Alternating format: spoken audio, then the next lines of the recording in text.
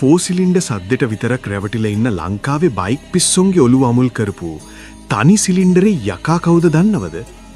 Gear එක දාලා accelerator කරද්දී නිකම්ම ඉස්සරහ රෝදේ අහසට උස්සන පාරේ යන්නයි කැලේ යන්නයි දෙකටම කියාපු සුපිරිම භාණ්ඩේ. ඔව්. අද වාහන මාස්ටර් අපි කතා කරන්නේ ලංකාවේ සුපර් මෝටෝ කලාවේ රජා සුසුකි DRZ 400 ගැන. මුලින්ම බලමු මේ යකාගේ හදවත ගැන. මේකේ ඉන්නේ 398cc liquid cooled DOHC single cylinder engine එකක් එක්ක. ලංකාවේ ගොඩක් දෙනා 4 cylinder බයික් වලට ආදරය කළාට DRZ එකක තියෙන single cylinder engine එකේ power එක ඊට වඩා හාත්පසින්ම වෙනස්. සරලවම කිව්වොත් මේක ටෝක් මොන්ස්ටර් කෙනෙක්. හෝස් පවර් 39ක් විතර ජනනය කරන මේ එන්ජින් මේ ඇක්සලරේටරේ කරකවන පමාවට බයික් එක ඉස්සරහට විසි වෙනවා වගේ ෆීලිං එකක් එන්නේ ඒ නිසයි. මේකේ තියෙන්නේ 5 ස්පීඩ් ගියර් බොක්ස් එකක්.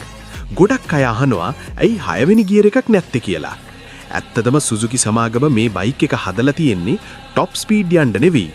ඕනම තැනකින් බයික් එක ඇදලා ගන්න පුරුවන් විදිහේ උපරිම පිකප් එකක් සහ ටෝක් එකක් දෙන්නයි. දැන් අපි කතා කරමු මේකේන ප්‍රධාන මාදිලි ගැන.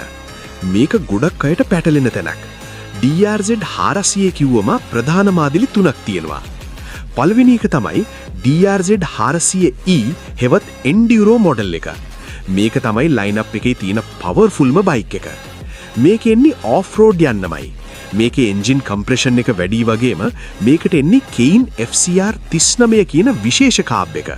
ඒ වගේම බර අඩු කරන්න මේකේ ටැන්ක් එක ප්ලාස්ටික් වලින් තමයි එන්නේ.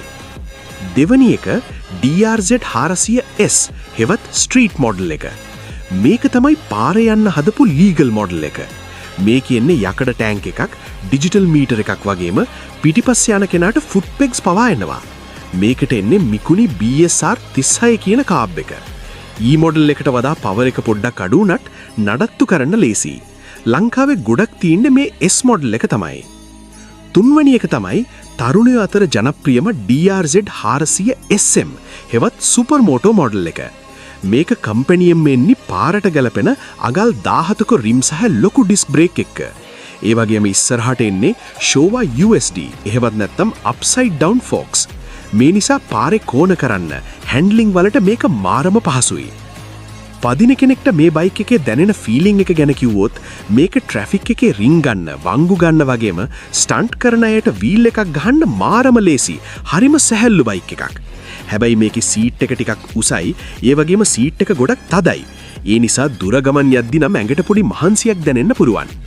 නඩත්තුව ගැන කතා කරොත් මේ එන්ජිම බුලට් ප්‍රූෆ් කියලායි ලෝකේ පුරාම